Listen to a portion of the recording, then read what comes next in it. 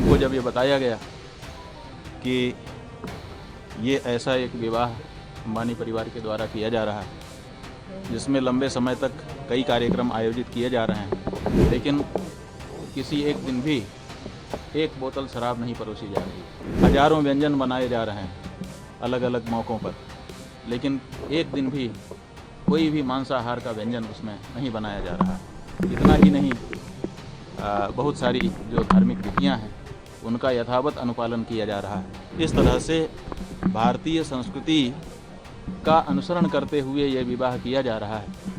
तो हम लोगों ने समझा कि ऐसे कार्य को अपना आशीर्वाद देना चाहिए। अंबानी परिवार ने अपने बेटे का विवाह किया। हमारे यहाँ ये माना जाता है कि महाजनों के रास्ते पर ये समाज चलता है। महाजनों ये न गतः पंथाः।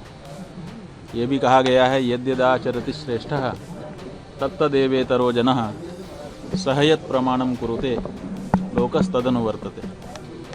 जैसा विशिष्ट जन कर देते हैं, आम लोग भी उसी का अनुकरण करते हैं।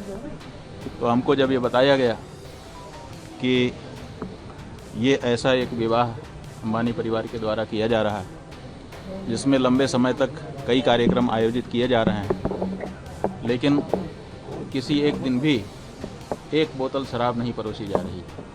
पूरी तरह से इस बारे में दृढ़ता से व्यवस्था बनाई गई है कि शराब किसी भी दिन किसी हालत में परोसी नहीं जाएगी। हजारों व्यंजन बनाए जा रहे हैं अलग अलग मौक़ों पर, लेकिन एक दिन भी कोई भी मांसाहार का व्यंजन उसमें नहीं बनाया जा रहा। इतना ही नहीं, बहुत सारी जो धार्मिक विधियां हैं उनका यथावत अनुपालन किया जा रहा है। और आशीर्वाद गोष्ठी में पहले भगवान की पूजा करके उनसे आशीर्वाद लिया जा रहा है, फिर गुरुजनों से आशीर्वाद लिया जा रहा है, फिर श्रेष्ठ पुरुषों से आशीर्वाद लिया जा रहा है। इस तरह से भारतीय संस्कृति का अनुसरण करते हुए ये विवाह किया जा रहा है। तो हम लोगों ने समझा कि ऐसे कार्य को अपना आशीर्वाद देना चाहिए, जिससे हमारे देश में अब क्या हो गया है हम जानते हैं। हम तो बड़े लोगों में भी जाते हैं और सामान्य लोगों में भी जाते हैं, गरीब से गरीब घर में भी जाते हैं। हमको पता है आज परिस्थिति ये है कि विवाह का आयोजन करने पर बाराती ही नहीं आते, कह देते हैं कि हमारे लिए क्या व्यवस्था है, अमुक चीज़ की व्यवस्था है कि नहीं।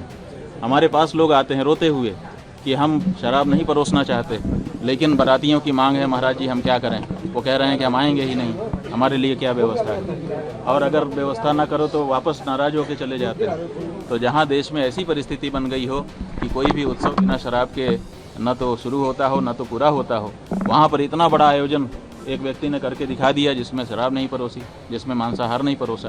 तो ये एक बहुत अच्छा कार्य हम लोगों को लगा। तो हम लोगों ने समझा कि जा करके इनको आशीर्वाद करना चाहिए, और उन्होंने बड़ी श्रद्धा से बुलाया था और मर्यादा रखते हुए सब निभाया भी। स्वामी जी, अखिल भारतीय संत समिति ये आरोप लगाई है कि संतों को शादी विवाह में नहीं जाना चाहिए, इसमें क्या कहेंगे आप? देखिए, शादी विवाह क्या है पहले ये समझना पड़ेगा। ये जो शब्द बोल रहे हो आप ना, अगर ये उन्हीं के द्वारा कहा गया, संत समिति के किसी व्यक्ति के द्वारा कहा गया शब्द है तो हमारी आपत्ति है। हमारे यहाँ शादी होती ही नहीं है। शादी शब्द ही हमारे हिंदुओं का नहीं है, हमारे यहाँ विवाह शब्द है। तो शादी का तो सवाल ही नहीं है हिंदू में। आप शादी शब्द का उच्चारण ही कैसे कर पाते हो, पहले तो ये बताओ। और दूसरी बात ये है कि विवाह है क्या, तो आप जानेंगे कि हमारे वेद में, हमारे शास्त्र में 4 वर्ण और 4 आश्रम बताए गए हैं।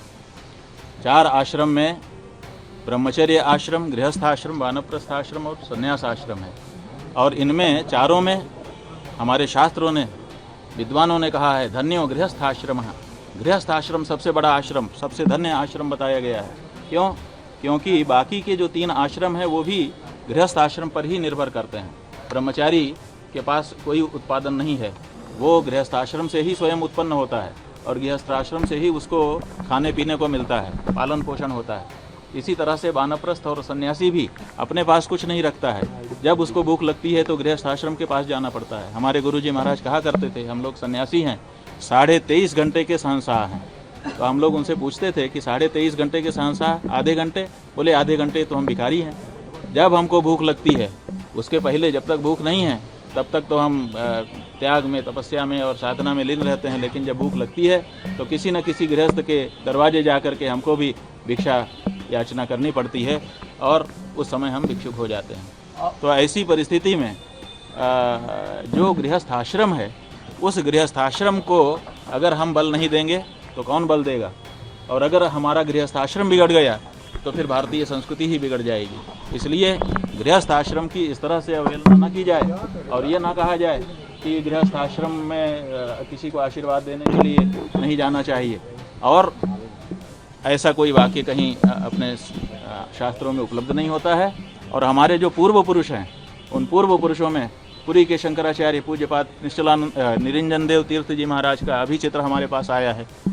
इनके पास किसी भक्त ने भेजा है, उसके विवाह में स्वयं वो गए थे।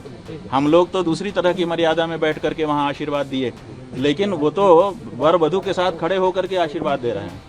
तो इसका मतलब ये पुरी के पूर्व शंकराचार्य निरंजन देव तीर्थ जी महाराज, जिनको बहुत बड़ा धर्मशास्त्र का ज्ञाता माना जाता था और अपने समय में वो शंकराचार्यों में सबसे अधिक मुखर रहते थे और धर्म की बात करते थे, वो स्वयं गए हैं।